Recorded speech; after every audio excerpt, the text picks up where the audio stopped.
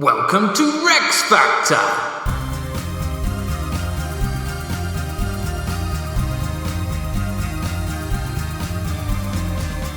This week, Offa!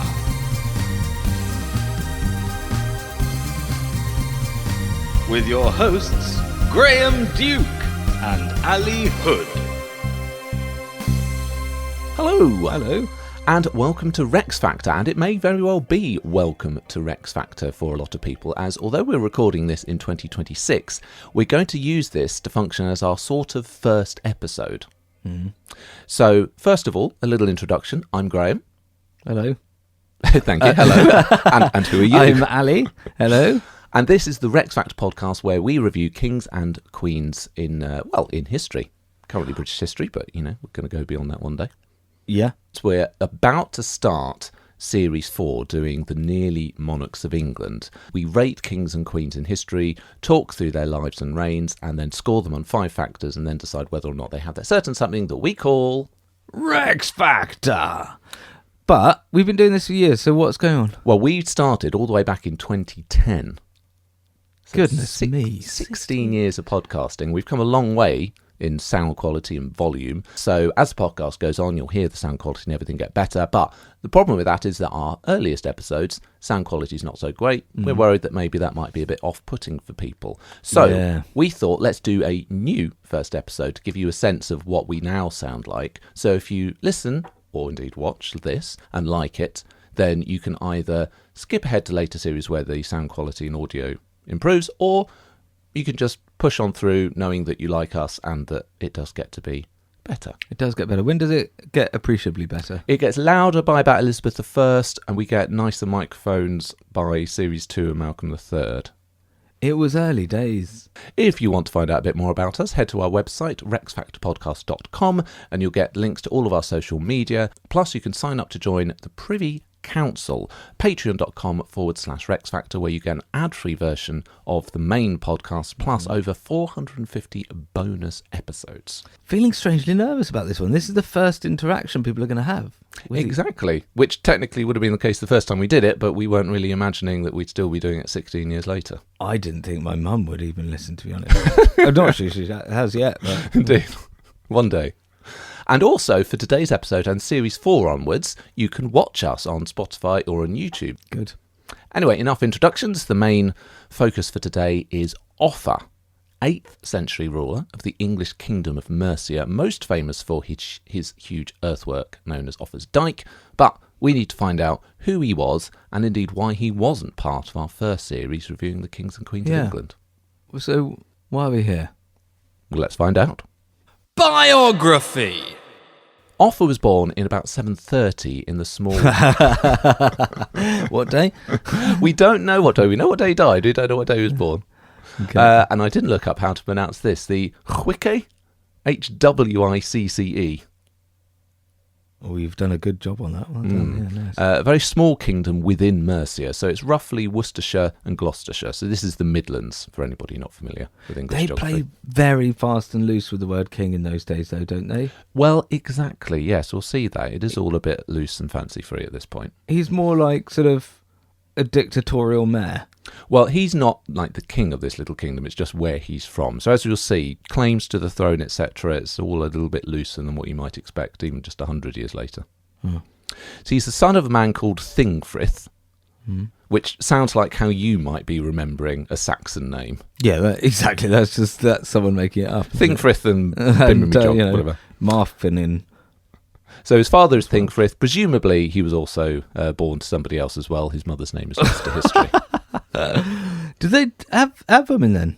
Well, maybe not, maybe not. I think it's just that, asexual reproduction just like cells. Now, you're asking about him and kingship, so none of Offa's immediate family are monarchs, or particularly strong royals, but he is a great-great-grandson of an earlier Mercian king called Eowa, and genealogies compiled later in his reign claim that he also has descent from a legendary ruler of the same name, Offa of Angle, who is referenced in the poem Beowulf.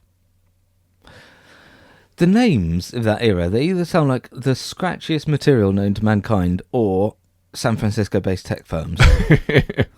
Isn't it weird? But it's all a little bit murky, his family history and indeed claims to the throne. So we have to do a lot of filling in of gaps with Offa. And partly that's his fault, or the Mercians' fault, because Mercia don't seem to commission a lot of written records, or if they do, then they probably got destroyed by the Viking raids that come along a little bit later.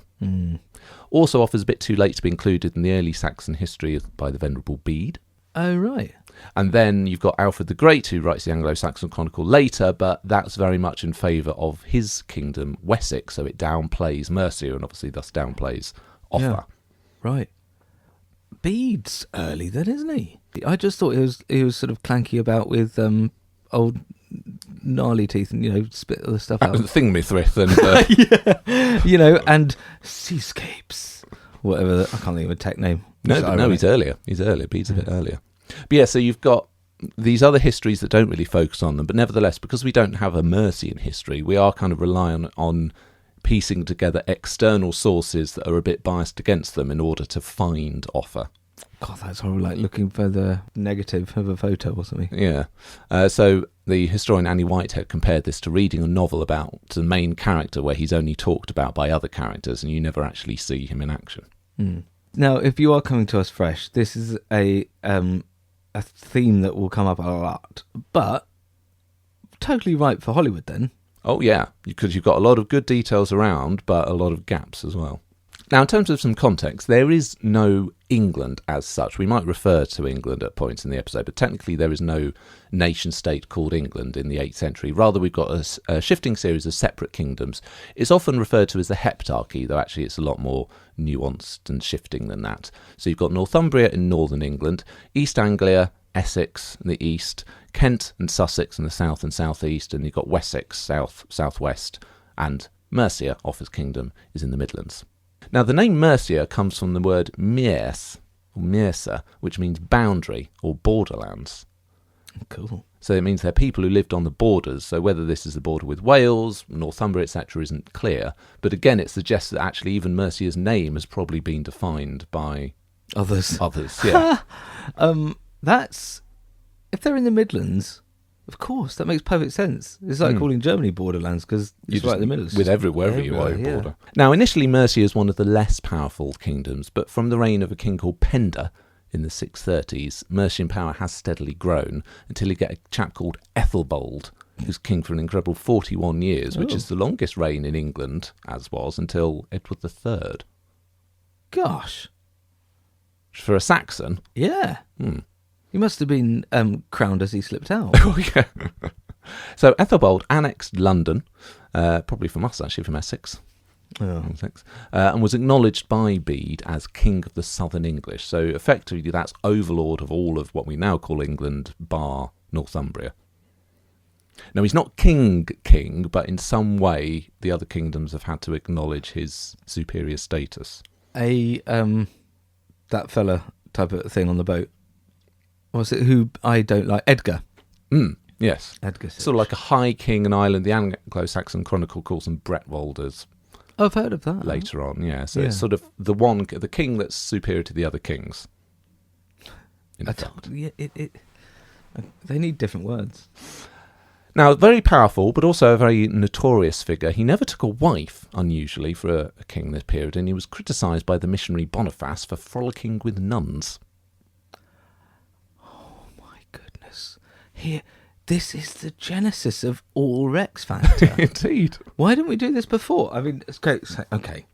If you're coming to this afresh, it's a tricky one to really put your finger on, but one of our key factors is scandal, and nun frolicking feels like one of the defining things that is definitely scandalous, whatever the age.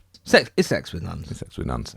Now, Ethelbald's debauchery ultimately gave Offa an opportunity, because in 757, Ethelbald was treacherously killed by his bodyguard at night, in shocking fashion, and in the same year the Mercians commenced a civil war amongst themselves. Oh, that's how they work. Yeah, but that's the thing, because he doesn't marry, he doesn't have any children who are heirs, so when he dies, who's going to be king? Yeah. So the Civil War is basically a battle for the succession, and later chroniclers suggest a man of ultimately unknown origins, Bjornred, took the throne, but apparently proved so unworthy that Offa ousts him by the end of the year. Oh, right. Okay. So Offa's got clout. He's not the fella plodding the fields in the bullring. No, because he is the great-great-grandson of a king, so obviously he's got a little bit of royal heritage in there. But there's an element of might beats right. Yeah.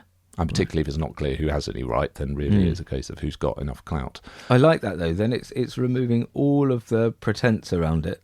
All of that ordained by God business. It's just murder and brutality. It is. And it's from this that we dress it all up and reach something else. But indeed, as we see, very much that's Offa's thing. We'll see later. So Offa becomes king, but regardless, any time you have a change of ruler in this period, you basically see all the subject territories reassert themselves, because a new king, they have to establish themselves. It's an opportunity for you to break free of those shackles. So overlordship of southern England probably is lost the moment that Ethelbald dies. The Welsh launch raids on Mercia's western border. Wessex and Kent also seem to have pushed back. Even within Mercia, the smaller kingdoms, we mentioned Hwicce, but also Lindsey, the Magonsett, lots of other little territories that still kind of have a strong identity. They all seem to have re-emerged, and their little kings plop their crowns back on again. You know, though us from Chelmsford are significantly enough different to those from Colchester to warrant a king. Exactly. So a later charter actually dates Offa's reign from 758 rather than 757, which suggests perhaps it took him a good year to really fully establish himself in Mercia. So he's gone from ruling everything apart from Northumbria, or rather that was a situation that was the situation, yeah. But it's not really the case that Offa has lost it. No, it's just that when the king dies, they all just suddenly be like, aha, we can be free again. Mm-hmm. Yeah. However, very quickly, by 758, a year later, the Mercian sub-kings do seem to have been reduced back to local officials or just, dead. Well, yeah. So first year, Mercia is back to Mercia. However, he's then got to think about the rest of England, so the smaller kingdoms of southern England don't seem to have given Offa too much trouble. He's recorded as defeating the men of Hastings, i.e. Sussex, in battle in 771. Gosh, that's popular place for that kind of thing. Isn't it? For now, until the end of time, this will be remembered as the Battle of Hastings. Yeah. Oh gosh, and for a good 200 years. Yeah. What date are we here? 771, so nearly 300 years. Oh gosh. And again, similar to what we see in Mercia, the people who were the rulers are now reduced to earldomen, so kind of little like. Yeah, this is making some sense. So they're ruling in Offa's name. Essex and East Anglia, he seems to have left the royal lines intact, so he would grant lands in the area without even bothering to have a local ruler witness his charters. So that suggests that he's like, fine, you can call yourself king, whatever, I don't really care as long as I can just do whatever I want and you don't bother me. Carry on. So he's still got control over the city of London, which is crucial for Mercian economic interests. So he's quite happy with what's going on there. Yeah, because that's a long way from the Midlands. Oh yeah, but they're all the way down. Yeah. Now, of more pressing concern perhaps is the Kingdom of Powys in Wales, which launched a number of raids against Mercia early in Offa's reign. Now, Offa also launches numerous raids into Wales himself, but he never really seems to have claimed any kind of overlordship of Wales. It's more about securing the borders that he's thinking about, and his solution is pretty spectacular: the major earthworks known as Offa's Dyke. Oh my god, I can't believe that came as a surprise. But yeah. I was thinking that. Was going to do a wall? No. Oh, yes. Yeah. Yeah, so it's essentially a large ditch that runs across much of the Welsh-Mercian border, and an astonishing demonstration of power to have the resources and ambition just to build this thing. Huge resources would have been required. So that shows the scale of Offa's power and, his ambition. We'll talk about that more in Battleyness, the actual specifics of it, but that's his... We're doing it like that, are we? Legacy. Yeah, we're reviewing Offa. Oh, okay. I haven't done this for ages. It is true, it's a long time since you've done a proper episode. Now, Wessex and Kent are too valuable just to cut off with a big ditch. So in Wessex, there's a chap called Kinwulf who becomes king shortly before Offa, basically almost at the same time, they're contemporaries. And in the 760s, he restores Wessex control of Berkshire and the Thames Valley, which had previously been with Mercia. Now, Offa seems to have recovered this after defeating Wessex in the Battle of Benson in 779, but there's no reliable evidence to suggest Kinwulf ever acknowledged Offa as his overlord.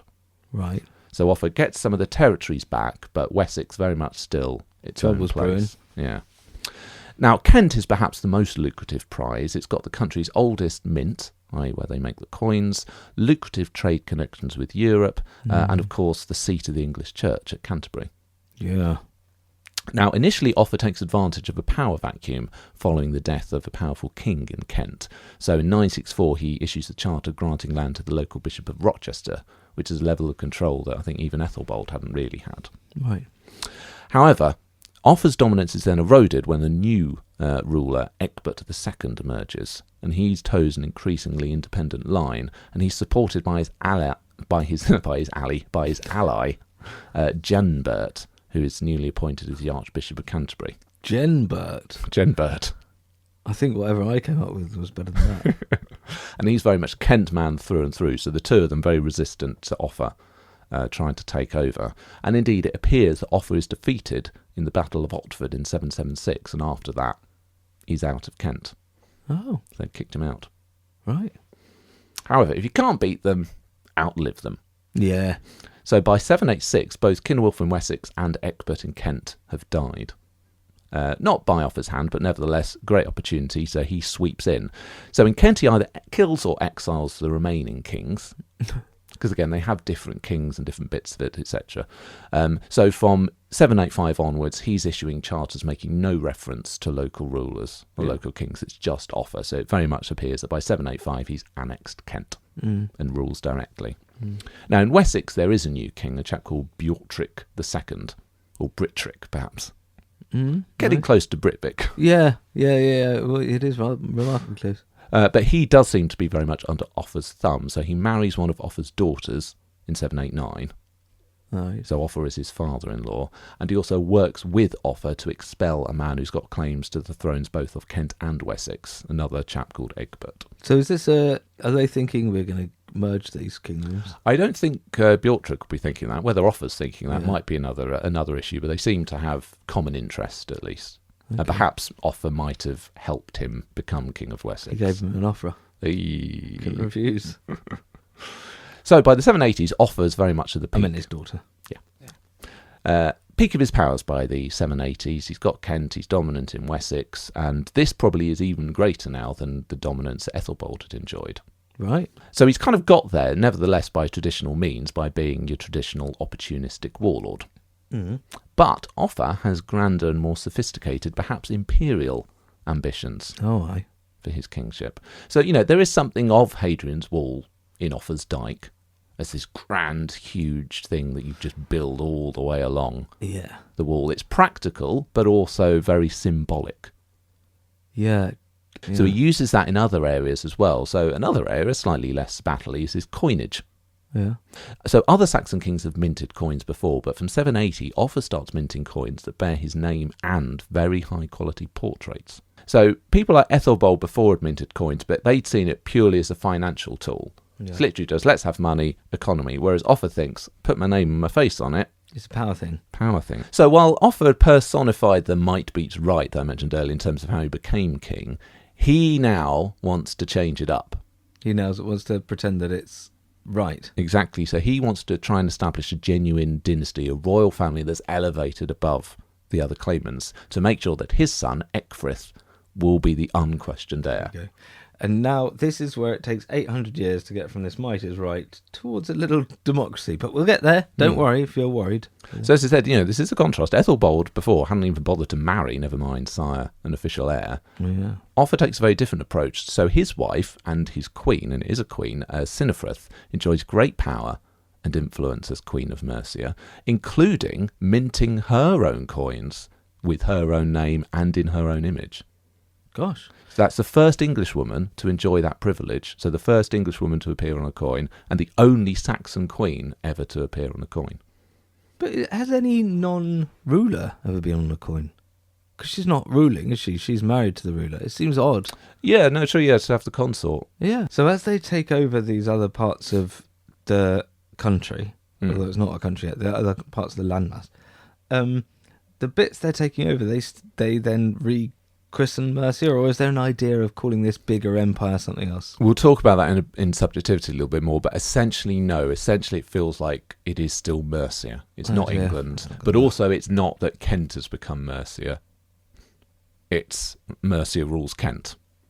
Right. You see what I mean? Yeah, I see what you mean. Anyway, so they're very impressive with the coins, both for Offa, but also that his wife and queen has got this power as well. So they're probably influenced by recent practices in Francia, which is modern-day France, which had their own coins, but also something Offa's probably picked up from France. He wants to have his son Ecgfrith crowned and anointed as co-king.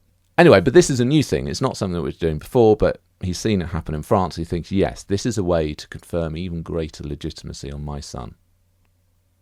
So he will be unquestioned there. Yeah, but it rarely happens, or it doesn't often happen that you go king, son. Yeah. So often it's disputed, but if he can really elevate himself, his family, his son to such a level that it's just unquestioned that Ecgfrith is the next king, that's when you have dynasty. Okay. Now, unfortunately, the only person who can do this is the Archbishop of Canterbury, and despite Offa now having taken over Kent, the hostile Genbert is still there. Oh, right. Okay. We're in Proto-Dunstan territory. Yeah, I think, this is with good. Genbert. I love a good ding-dong with the Archbishop. So Genbert consistently resists all of Offa's attempts to subsume Kent, so whether it's clashing over land grants, acting independently of Offa, or now refusing to crown his son as co-king. And bet Offa's there reading a letter going, "God, Jambert." What kind of name is Jambert anyway? Jambert, have I got that right? Yes, you have, yeah. It obviously just makes sense to you as a name, that's just gone straight in. It has, hasn't it? Yeah. It's really sticky. However, in 786, Offa seizes on an opportunity to circumvent Jambert. Pope Adrian I sends the first legatine mission since Augustine's conversion mission 2 centuries earlier to assess the state of the church in England. They waited 200 years for a follow-up report. Yeah. Golly. They're terms I can get behind. Yeah. Here's a load of money and go off and do this thing. Leg it. But Offa sees it as a great chance to show off on the grand European stage, so he lays on the charm. He wins praise for his overtly conventional Christian marriage. They all very much approve of that, because again, not all kings are doing that, so thumbs up for that. But if the church is that distant, you're going to get very different cultures building up all around the place. Well, exactly. That's why let's go and sort this out and bring them all back into line. Yeah, exactly. That's what the point of the mission is. Okay. But for Offa, it's a chance for him to demonstrate his power and prestige to the papacy. Mm-hmm. So he promises to effect all of the recommended changes. Also, he's going to gift some special gold coins to Rome. He's going to send them on a regular basis, which I'm sure helps. Yeah. If you've got anything that you might want. I love this. He's got to be a king by just saying, well, it's all nonsense. It's just whoever's strongest. And here, it's not even dressed up as anything other than a bribe. I'm just going to give you some lovely gold coins. Some special gold that I've had turned into round discs that has monetary value. Interested? Well, they are interested. And as a result, coincidentally perhaps, it's a completely separate issue to the gold coins, Offa persuades the Pope that actually Canterbury's diocese, if you think about it, is far too large to cover the whole country. Yeah. And thus they create a new archbishopric in Lichfield. Oh. Which is in the heart of Mercia. It really is. Mm. It's a lovely, lovely place. So York doesn't exist. York does exist, and it is an archbishopric, but York is in Northumbria, so Offa can't just bring in the Archbishop of York to crown his son because the Archbishop of York is busy. Yeah. So these are like papal embassies. Oh, the bit, and there's one in Northumberland, and there's one in the south, which is controlling his kingdom. So if he has one in his kingdom, he doesn't need this one. Exactly. But he wants that kingdom, does he? He does want that kingdom, but unfortunately the Archbishop who's there isn't playing ball, so he needs another Archbishop. Okay. So he asks the Pope and he gets one. So Lichfield is created as an archbishopric, and this significantly reduces Canterbury's reach. And then the following year, 787, the new Archbishop of Lichfield crowns and anoints Ecgfrith as co-king, which is the first recorded consecration in English history. Rex fact. Mm. You're going to get a lot of those. Yeah. What, Co-King, though he's already mucking around with the form, isn't he? Yeah, but again, it's something they do in France, and I guess it's something, we saw Henry II later on, and ironically, Henry II tried to do that and had difficulties with the Archbishop of Canterbury as a result. But it's something they sometimes try to do, and it is more common in Europe, because if they've been crowned co-king when the king is alive, they're already king when the king dies. So there's no succession battle. They're already effectively king. Yeah, I mean, there's no even handover, is it? You just carry on. Yeah. So it's a more secure way of ensuring that your son will It's also succeed. a really good way of ensuring that your son rebels. Well, yes. Can happen. Even more good news for Offa. In 792, Genbert dies. Whee! And as a result, Offa installs a Mercian as the Archbishop of Canterbury. Has he got... I thought it was up to the Pope. Well, he has to get the approval from the Pope, but I think if Offa says, here's the new Archbishop of Canterbury, he's fine. And he's done all that cozying up to the Pope, so... Yeah, okay. So now Offa really does have complete control in Kent and indeed of the English Church. Of the Church, but not politically in Kent yet. Oh, yes, because by that point, the king that was causing him issues has died and he'd just taken over. Okay. So he is king of everything apart from Northumbria now? Yeah, basically. Cornwall? Cornwall is its own, so he's not bothering too much out there. And as we said, Wessex is still under his thumb, but he's not ruling Wessex. But still, he's so clearly dominant of everything south of Northumbria. Okay. And indeed, as we see with the papacy now, he's operating on an international level. Yeah. So he's shown the diplomatic nous to manoeuvre the levers of power in Rome, and his control of London and now Kent gives him access to the lucrative trade that there is with continental Europe. What is that though in this day? Like, it's not going to be Hitachi tellies, is it? It's not. No, it's not. Just olive oil. Oil is indeed one of them. We'll actually mention the trade of oil in this episode, believe it or not. What else could you? Oil. Clothing, textiles. It's just really hard to think of anything I could possibly want that doesn't have a battery. Yeah, it's true. Anyway, whatever he's trading that it doesn't have a battery, he's trading and he's making money from it because he's got control of all the key ports. And he also, around this time, starts engaging in correspondence with the Frankish court of Charlemagne. Does he? The most powerful ruler of the age, who in 800 will become the first Holy Roman Emperor. Now, the relationship is probably facilitated by a chap called Alcuin, who's an English scholar, but becomes a close advisor and minister to Charlemagne. Like to drink. And he's sufficiently impressed to, you've already done this one, to offer a marriage alliance between his second son, Charlemagne's second son, and one of Offa's daughters. Brilliant.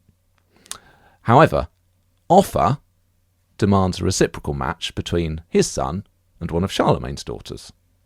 Okay. Charlemagne is deeply offended and breaks off all contact with England, and we have trade embargoes between the two countries. And Alcuin laments the scarcity of oil several years later as a result. That feels like a weird diplomatic toe that's been trodden upon that no one knew was there. Basically, one way round, Charlemagne is still very clearly the top dog, and he's giving Offa, here, have A daughter. Have this. Well, no, here, I've got a second son, and your daughter can come to me and be at our court and she can marry him. Whereas Offa saying, actually, why don't you give me one of your daughters and she'll come over here? And then that's fair and equal, isn't it? And Charlemagne is like, we are not equal, Mr. Offa. Okay. I see how that could break down. I just can't understand it does seem so petty for the benefits. However, thankfully, Alcuin does manage to get the kings talking again, and we do have a surviving letter from Charlemagne to Offa from 796, which is the earliest surviving letter. In fact, I think it might be the only surviving letter from a European leader to an Anglo-Saxon ruler. Wow. In which they discuss the exchange of gifts, protections for merchants, and Charlemagne now is full of compliments, describing Offa as his beloved brother, not only a most strong protector of your earthly country, but also a most devout defender of the holy faith. Does brother mean something different here? Because that you can't, you just see right through that in an instant, wouldn't you? Like that. What was all that nicking my olive oil about? Well, they're friends again now. But the marriage proposals aren't resumed, so instead Offa's daughter, Elfled, marries King Ethelred of Northumbria, perhaps representing burgeoning ambitions for Offa, thinking, I've not got my talons into this bit at the top yet, maybe. Yeah. Unfortunately, if that was the case, it doesn't come to anything, because Ethelred is killed 4 years later in 796. And if Offa was maybe considering an expedition to avenge his son-in-law and secure his daughter, alas, time was not on his side, because he himself died the following year on the 29th of July, 797, at the age of about 67. How long does he rule for? We'll do that in longevity. Now, his son Ecgfrith did become king and doesn't face any apparent opposition, but tragically dies just 141 days later. Gosh. Meaning that the Mercian throne does indeed pass once again to a distant cousin. But he was king. King. For those 100 days, and also before. Well, technically, yes. Yeah. But following Mercia's defeat in the Battle of Ellendon in 825, Wessex becomes the predominant kingdom and Mercia goes into something of a decline. So that was the life and reign of Offa. We shall now move on to review him after a quick break. Battleyness! As this may be the first time that some people are listening to the podcast, I'll do a quick explainer about the scoring system. So we have 5 factors, and in each one we score the subject out of 20. 3 of the factors, Battleyness, Scandal, Subjectivity, Ali and I each give a score out of 10. Yeah. And 2 of them, Longevity and Dynasty, are factual ones, so they're still out of 20, but we do it based on comparison against everybody else within the series, so it's kind of fairly evenly. So if the longest scoring would be 20, which would be Elizabeth II. Now, Battleyness is a fairly straightforward one. How good were they in battle, or their sort of power and leadership? Now, in this period, to become king, you had to fight for it. And as we saw, Offa defeated Bjornred in a civil war to take the throne. Now, we lack specifics, so Roger of Wendover later recorded that the people of Mercia, under the direction of a most courageous youth named Offa, expelled him. Whereas William of Malmesbury claimed that Bjornred was put to death by Offa. Well, same thing, right? Well, I mean, in one case he's expelled and in the other one he's expired, so... Okay. Another chronicler noted Offa had to conquer the Mercian kingdom with sword and bloodshed, after which we see the rebellious sub-kings reduced to being ealdormen or being dead. So we don't know specifics, but the first year it feels like Offa has to do a lot of fighting to get himself established. Yeah, that's the usual run of it. Apart from the Second World War, of course, which will come up a lot. First year, not so much. Now, beyond Mercia, Offa is effectively overlord across all of southern England by the end of his reign. In Sussex, we said how local rulers are demoted to officials after he defeated the men of Hastings in battle. Essex and East Anglia are mostly quietly subservient. Kent and Wessex are the more substantial rivals, but still Offa reclaimed territory that had been lost at the start of the reign to Wessex after winning the Battle of Benson. And then later years he has clear dominance over Wessex, with the king being his new son-in-law, and indeed the king is referred to in charters as merely king of this province, while his predecessors had been king of the West Saxons. Right, yeah. In Kent, Offa has a bit more difficulty. Early years he does have a lot of control, but this is gradually undermined in the 760s, 770s until the Battle of Otford, where the Anglo-Saxon Chronicle simply records, "In this year, a red cross appeared in the sky after sunset, and that year the Mercians and the people of Kent fought at Otford, and marvellous adders were seen in Sussex." He can't say what he's writing, can he? Is it like an opinion piece in the Telegraph, or his diary? Yeah, not even that. Just something you'd take a snap of these days. Now, the fact that it's suspiciously silent about the outcome of the battle has meant many historians assume that probably, given that also Offa has no evidence of charters issued in Kent for the next few years, that probably he lost the battle. In which case, that is such a terrible volte-face. He wrote it before the battle. They had a battle. Oh, saw some lovely adders today. Don't look.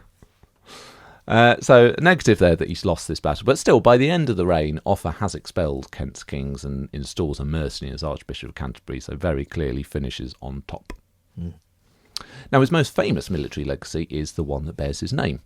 And Asa, a contemporary biographer to Alfred the Great, a century later, wrote, "There was in Mercia in fairly recent times a certain vigorous king called Offa, who terrified all the neighbouring kings and provinces around him, and who had a great dyke built between Wales and Mercia from sea to sea." Was it really? Well, it is built along Mercia's western border with Wales. It's not quite sea to sea as described by Asa. It runs instead for, I've seen lots of different measurements, I think 64 miles, but perhaps covers 80 odd miles if you include some enforced topographical gaps. We can't really do anything here because there's a mountain range, but nevertheless I think that kind of serves the point. Yeah. Just carry on later. Yeah. There are some other dykes that are built sort of parallel and then beyond. I think Watts Dyke is one of them. So if you follow different dykes, you can sort of get sea to sea, but they're not all Offa's Dyke. Right. So it runs from the River Wye around Hereford to the Mould in Clwyd. And it is essentially a ditch.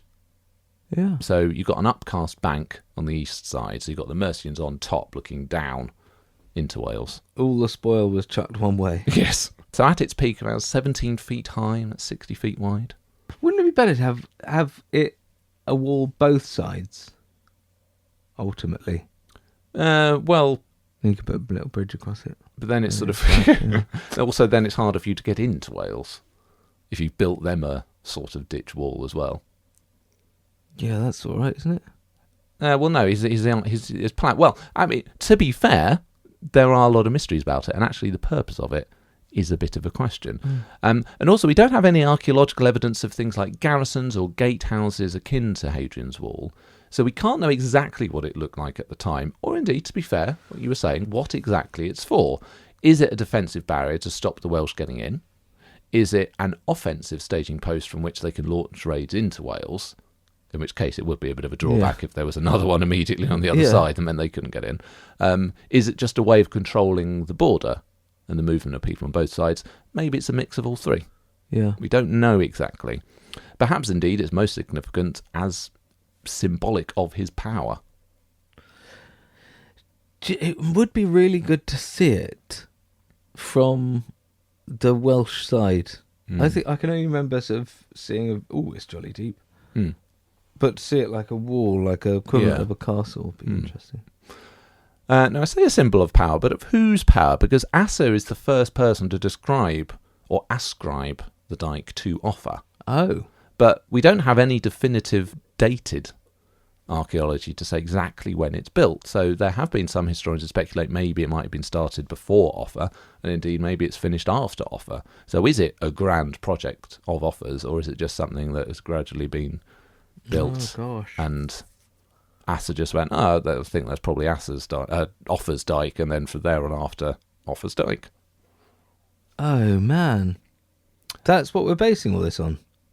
Well, most historians now do think that probably it was Offa, simply because of the huge resources in terms of cost and materials and manpower that you would have to attempt something like this. That's not necessarily in place for a lot of time. Yeah. So you think, well, Offa is the only one really that can command that level of resources to do it, and probably the one with the ambition to even attempt to do it. And, I mean, Asa's not a totally reliable witness, but he's closer to the event than we are, at least. Well, exactly, yeah.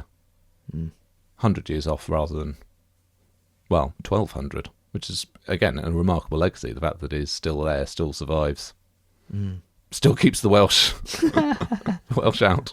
Historian Max Adams described it as a Dark Age Maginot Line. Yeah. That's exactly what I'm seeing in my head. While Martin Ryan thought it a powerful ideological statement inviting comparisons between Offa and Roman rulers. You know, a millennia later, it's still effectively part of the geography that is just his name. Yeah. That's amazing, isn't it? Now, in terms of a criticism of Offa and his battliness, because that's all pretty good, unfortunately, the problem, I suppose, is really we lack specifics on all of this. Yeah. Not just about the Dyke, but also the battles. We have a few battles listed. We don't have any real details about it. And he loses that one. He did lose one, though he got it back ultimately. So I guess you'd say he comes out on top, but yeah, he's not flawless in battle.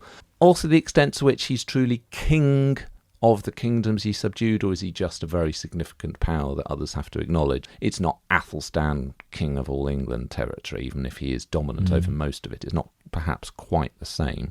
And perhaps he dies before being able to complete his ambitions. As I said, it's just at the end that he starts to look like he's maybe getting involved in Northumbrian affairs. And he doesn't have a big battle that we can all point at, which is always helpful in this category. Big old Dyke, I think we've got to include that in... Yeah. You know, he comes to the throne by force. He does subdue the other kingdoms, and it seems like in most cases also by quite a bit of force. Builds Offa's Dyke. He is the most powerful king we've really had up to this point. I think I'll give him 10. 10? Yeah. Ooh. Right down the middle. Well, I mean, it's down the middle in terms of if I gave him a 0, you do Is it. that okay? So, but as a reminder for new listeners and indeed listeners such as Ali, who's been doing this for 16 years, you and I both score out of 10, and that gives a combined total out of 20. Okay, so what have I got to score him out of 10? You're scoring him out of 10. This is Fine. very good. Obviously, Ali, the consummate pro, being like, I've forgotten this, Graham. Can you remind me how we do it? Oh, it's very, very helpful. Very helpful. Okay, 5 then. You're giving him a 5. Okay, well, I'm going to be more generous than that, because I think he is pretty impressive. As I say, he builds this huge earthworks that lasts for over 1,000 years, does subdue the other kingdoms, does win a few battles here and there, but we lack the details. Yeah. We know he does lose one, so I don't know if he's amazing in battle as such, but I think he is dominant and powerful. So I'm going to go 7.5. What does that give him? 12.5. That gives him a 12.5 for Battleyness. I don't know if I'm regretting that. No. Oh well. Scandal. Now, for scandal, we're considering his less salubrious act, so the dastardly deeds that would make the tabloid headlines, whether it be bedroom antics, murder, corruption. Good and bad. We are rewarding good behaviour, essentially. Or bad behaviour. Oh, no, so yes, we're rewarding bad behaviour. Bad behaviour is good scandal, is what I mean.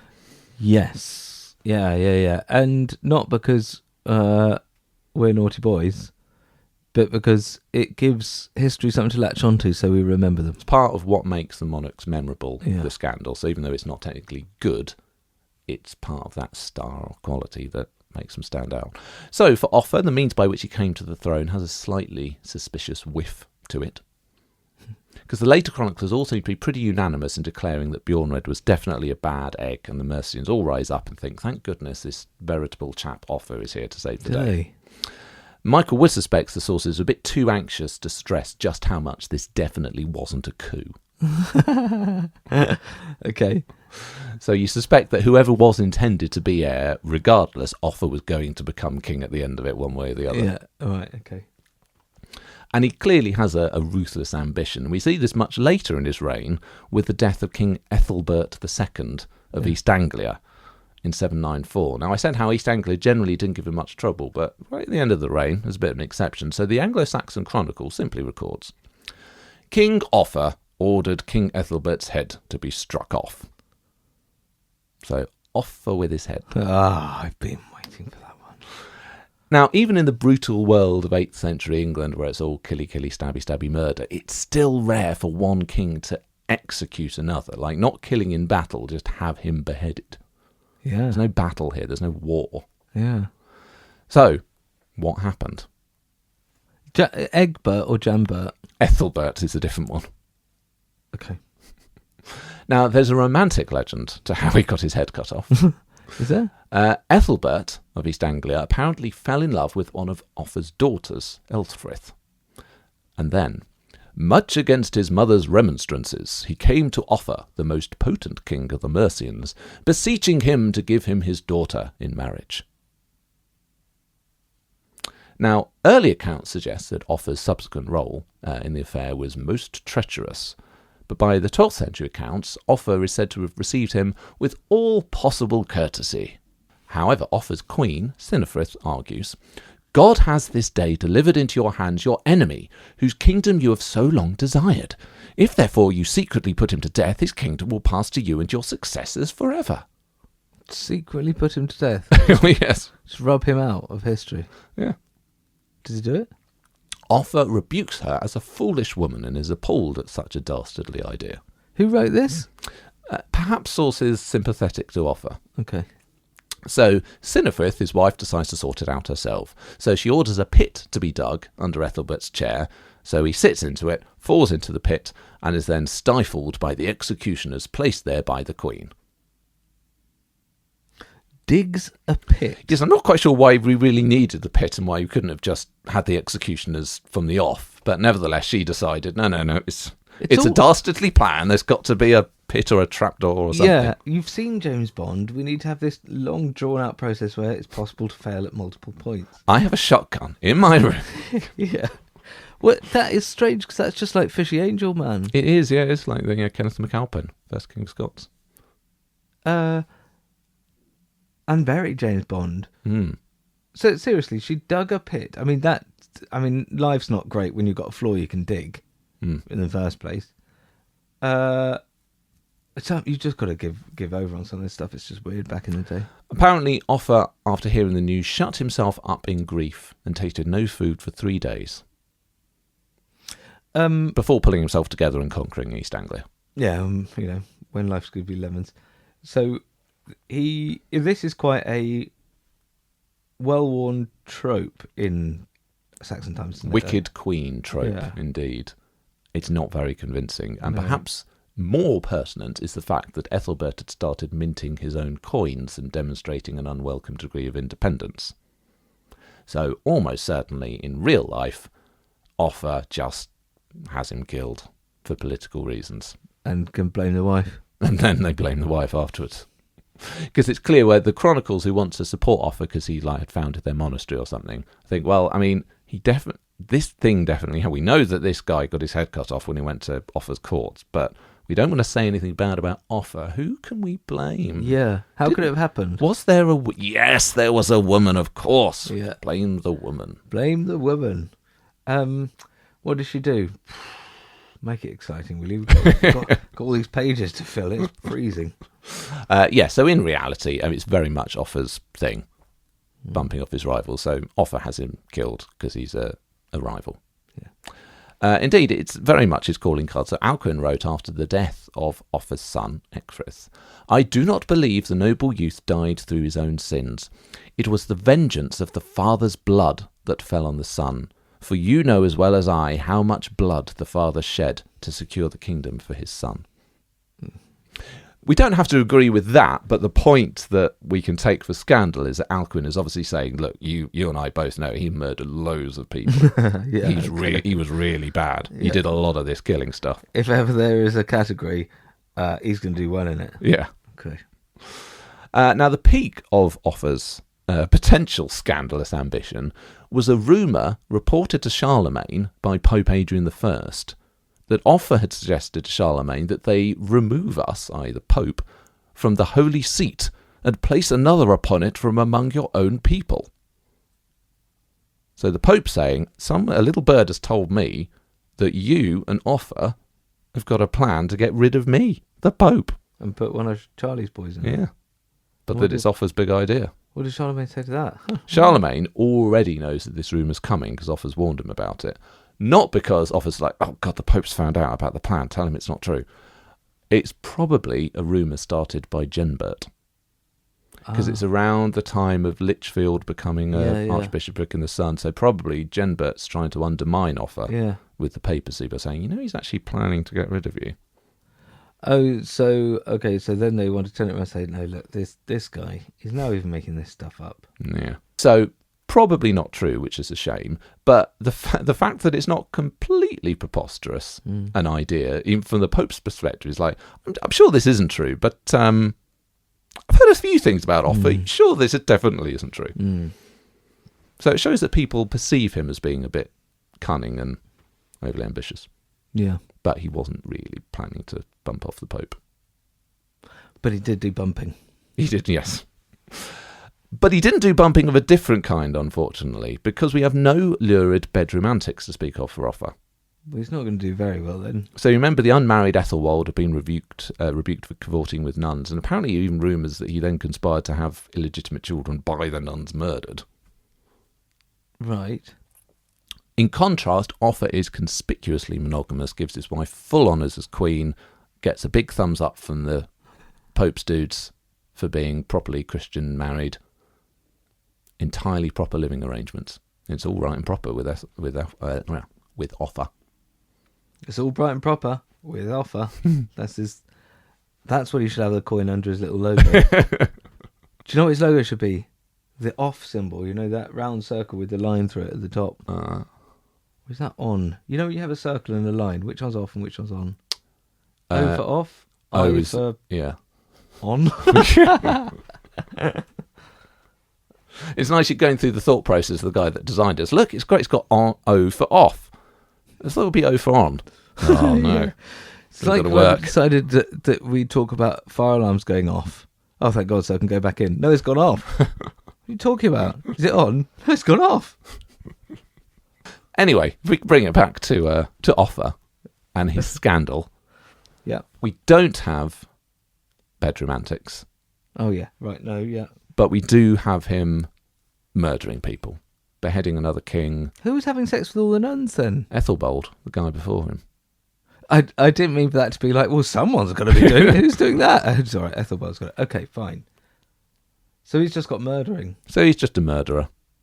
And I guess the fact, you know, he wasn't plotting to get rid of the Pope, but I guess it speaks to how people perceived him, that it wasn't a ludicrous thing to suggest he might do. I think this is a really good first one, you know, because I think 5 again.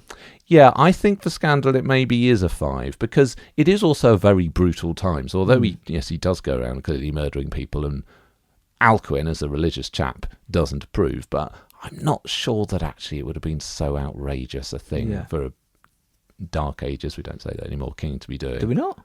No, because it wasn't dark. We see all this great archaeology that shows all the treasures and stuff. Just a lack of written records. Anyway, so yeah, I agree. I think he's definitely going around murdering lots of people. He's definitely a bit dark arts, a bit mafia, but that's normal. Yeah, but I think that is sort of fairly standard. So I think a 5. 5 from you, 5 from me, 10 for Scandal. Subjectivity. Now, in Subjectivity, we're looking for evidence of good rules, so justice, maybe reforms, peace, but basically, would you want to be a subject? And we're not doing that on the basis of would you want to go back and live then instead of now, but I guess has he improved things? Has he done the stuff you'd want the king to be doing? Yeah, you live then. Has he made it better for you or worse? Now, murderous warrior monarchs aren't always a go-to for Subjectivity, but Offa's combination of practicality and symbolism in his kingship does feel kind of a bit more, if not modern, then a bit more advanced than the 8th century. You might see that Offa's Dyke as protection. Well, yeah, and, you know, it's also a cultural and political statement as well as military, and one which retains much of its cultural cachet, you know, even 1,000 years later. Likewise, the early part of the century had seen the currency debased, but not only does Offa largely standardise and improve the quality of coins, as we said, he used them to advance his own propaganda. High-quality images of himself and his queen in the style of, sort of Roman, Byzantine, biblical figures. Nice. The quality of the coinage apparently is actually superior to that of Charlemagne. So it is slightly better coins. But also Charlemagne seems to have imitated Offa by minting coins with one of his wives later in his reign. So that does come about 10 years after Offa had done that with Sinfrith. So there is back and forth. It's not all one-way traffic. That influence. It also, Sinfrith's great power and influence as queen is unusual at the time, but also sets a standard in Mercia. So 4 of the next 6 Mercian queens regularly witness charters, and that all kind of culminates in this culture of powerful queens that we see with Alfred's daughter Ethelfled becomes Lady of the Mercians and basically rules Mercia in the 10th century. Who was the poster person for that evil queen trope from the Wessex? Was it the Wessex one? It is, and it is actually Offa's daughter. Is it? Yeah. So even there's a sort of a funny little legacy that comes from Offa. So it is a good one to start with. As we've been talking about, he was also seeking legacy. He wanted an impact beyond his own lifetime. Yeah. And that's best demonstrated, of course, in having his son crowned co-king to help ensure his succession. Father-to-son succession is by no means guaranteed in this period, and as far as we know, no one had been consecrated like this in England before. But this, it's a radical move. It was also a hard-won move, because as I said, the Archbishop of Canterbury refused to do it. Yeah. So Offa persuades the Pope to create a new archbishopric in Offa's heartlands. He's powerful, isn't he, this guy? And can he? Like, this isn't just your basic warlord going around and just waving the sword and getting what you want. That's quite a lot of hard diplomacy you're doing there to think your way around this problem and, as I said, manoeuvre the levers of power in Rome. Yeah. And he is very much international, not just the Pope, but as we said, relative equality with Charlemagne, obviously not as much as perhaps he might have thought at one point. But, Charlemagne, as we've just been discussing there, he's one of the most powerful and significant monarchs in European history. Yeah. So for Charlemagne to offer a marriage alliance is a genuine statement of Offa's importance, the fact that he thinks it's worth some kind of connection. Some historians have argued Offa then oversteps the mark in demanding that reciprocal marriage for his son and Charlemagne's daughter. Well, certainly Charlemagne did. Well, indeed, yeah. So perhaps Offa's deluding himself into thinking he's actually on an equal footing with the man that basically rules Western Europe. Yeah. But to be fair, and obviously, the trade embargoes that come afterwards are a sharp correction to this, but perhaps Offa deserves a little bit more credit to his approach, because a marriage for his son to Charlemagne's daughter really demonstrates, again, the legitimacy of his son. If he's got this, almost French imperial queen ruling. I've forgotten that was that connection, yeah. But also, Offa knows that although Charlemagne's offering friendship and marriage alliance to him, Charlemagne's also playing host to various sort of political exiles who are much more alive than Offa would like them to be. English political exiles, that should be. So perhaps by Offa demanding a more equal match, but also having Charlemagne's daughter in England, ultimately as Queen of England, he's saying, look, I'm not just going to take your scrap, Charlemagne, but also you're going to have to actually invest in the idea of my son as king. No messing around with these people that might try and overthrow my son. If your daughter's queen, you're going to have to be committed to the idea that this is the dynasty to back. So you can see why Offa pushes for it. Yeah. It makes more sense. He's not just being deluded and arrogant and thinking that he's... Yeah, that does, doesn't it? When he's got that, he's thinking of the future there.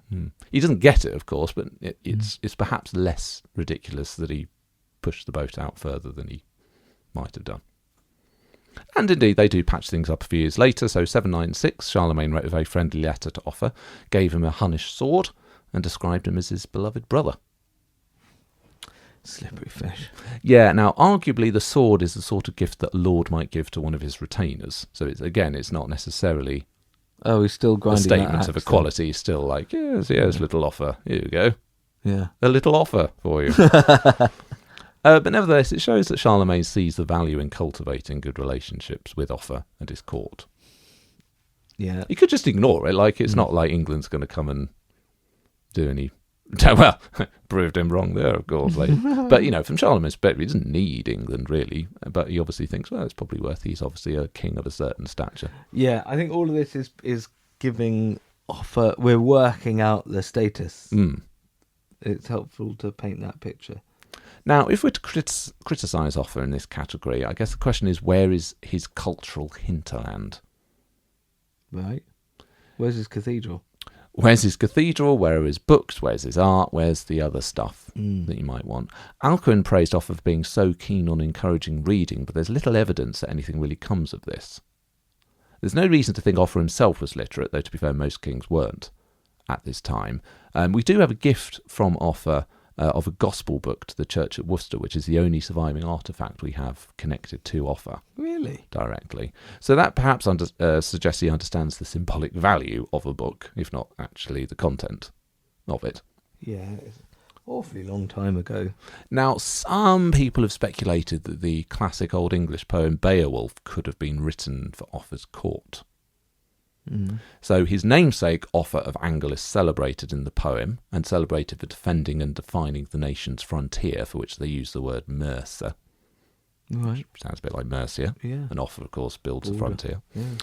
The fact that the text assumes Christianity is widespread, but is also positive about the Danish rulers, suggests it must be after a certain period, for Christianity, but before a certain period, i.e. Vikings, for the Danish rulers. So you think, well, Offa does kind of sit between those two bits. We don't know. Not everybody agrees with that, but... Why not, eh? Why not? We've got to give him something. The Dyke. Yes. But despite his efforts, Offa ultimately doesn't actually have much of a legacy because of the fact that his son dies 141 days after him and doesn't have an heir. Mercia goes into sharp decline. The exiled Ecgbert came back, ruled Wessex, defeated Mercia in battle, became an overlord. Even the Archbishopric of Lichfield is dissolved by Pope Leo III in 803, just 6 years after Offa's death.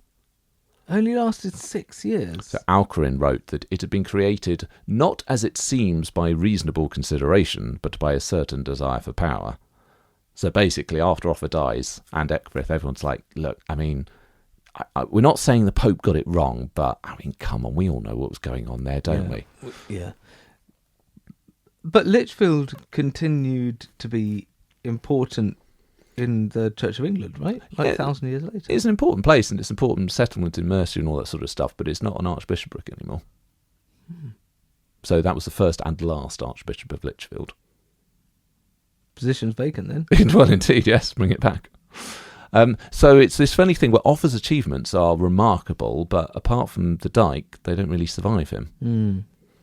And you were asking about this a lot at the start. It's easy to look at Offa and see him as a kind of a proto-Alfred, this sort of man that's bringing England together, that this is almost a trial run of what comes 100 years later. But he only ever refers to himself as King of the Mercians. There's no sense that he has an ideological view of England as one united peoples, and perhaps understandably because he doesn't have the existential threat of the Vikings in the way that Alfred did. It's just these are the kingdoms, it's a given, he wants to be more powerful. So Simon Keynes argued, Offa was driven by a lust for power, not a vision of English unity, and what he left was a reputation, not a legacy. Oh, he's hit the... Who's that chap? Simon Keynes. Yeah, well done. You know what? It's a bit like the Dieppe raid as opposed to D-Day. I'm sure we were all thinking it. Well, okay. Okay, if I have to explain it, fine. Take the hint. That was a raid to learn a lot about how to land. Modern forces combining air, sea, and land power. Yeah. Not an attempt to get a foothold in to Western Europe to ultimately push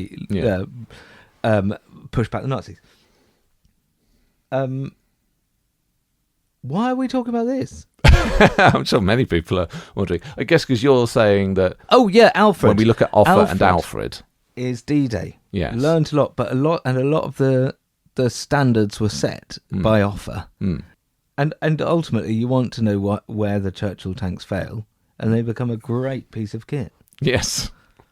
Yeah, we're going to struggle to put all of this into Offa terms, but I think probably get what you're trying at. It's tricky though, isn't it? Because it's criticising him with the hindsight of what Alfred and his heirs, ultimately to Athelstan, will do. There's no reason why Offa should have been imagining that he was going to create an England.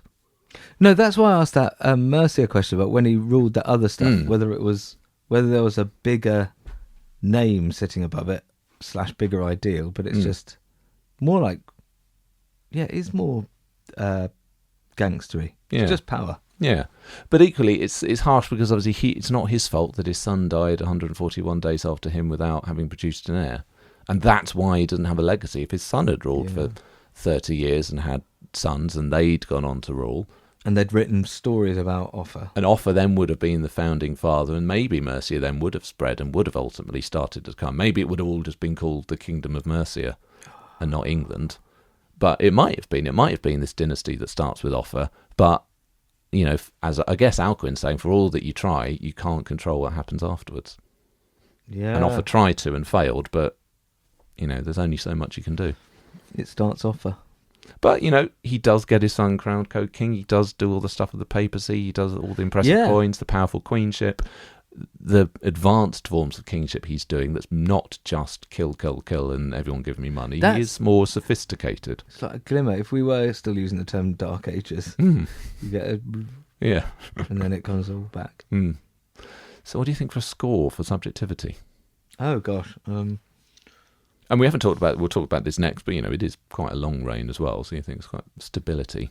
It's just that he doesn't manage to get the legacy that he had wanted. I suppose I don't. Or the cultural hinterland, unless we give him Beowulf. Oh yeah.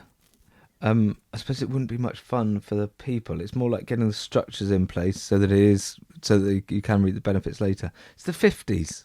You're getting the NHS set up, but it's still the 50s. It's probably 5. Yeah, 5 again. I'm gonna be more generous to him because I feel like he's more than just your standard 8th century king. Like if you say, what do you expect in Subjectivity from an 8th century king? I think, well, he does more than that. With the coins and the crowning and the papacy and all this sort of stuff. I think he does go beyond it. But it's hard not to bring him down because of the it's the space. Lack of legacy.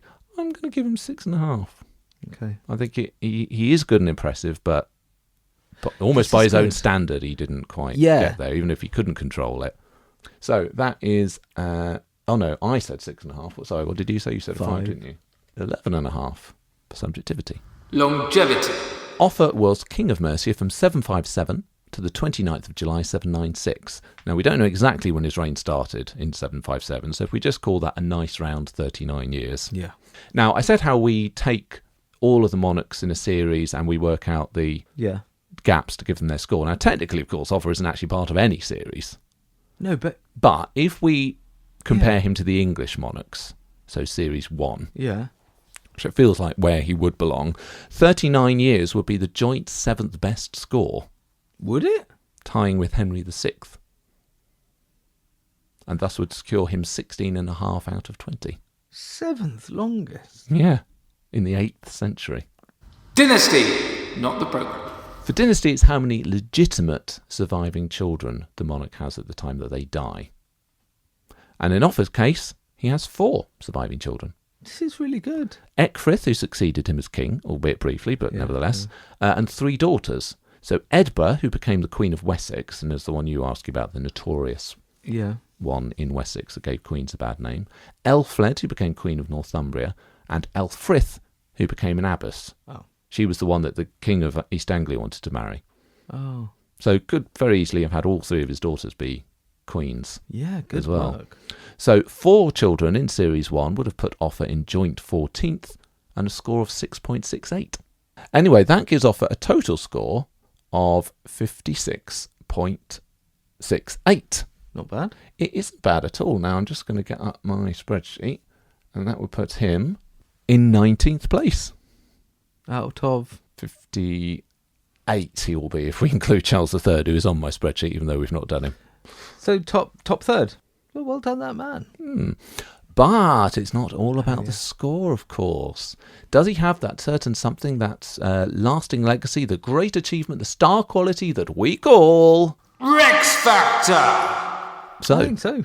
Yeah. He's got a lasting legacy. He's got the Dyke. He's got overlordship of basically all of southern England. Sophisticated kingship, the coinage, international diplomacy, first coronation in English history. Chatting, like DMing Charlemagne on and off. Yeah. And the Pope. And he's 8th century and manages to be the joint 7th longest reigning king. That is incredible. But what I find interesting is he hits loads of the sort of Rex Factor tick boxes. He does, doesn't he? Yeah. It's funny where we don't have a lot of detail, and yet we've got a lot to say in every category. Yeah.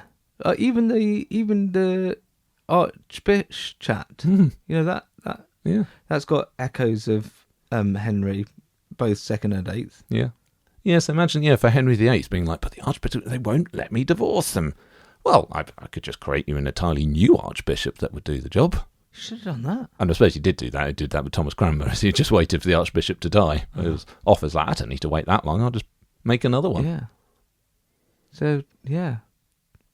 Well, it's very good. Offa would be saying to him in the green room, why didn't you just ask the Pope? I did ask the Pope.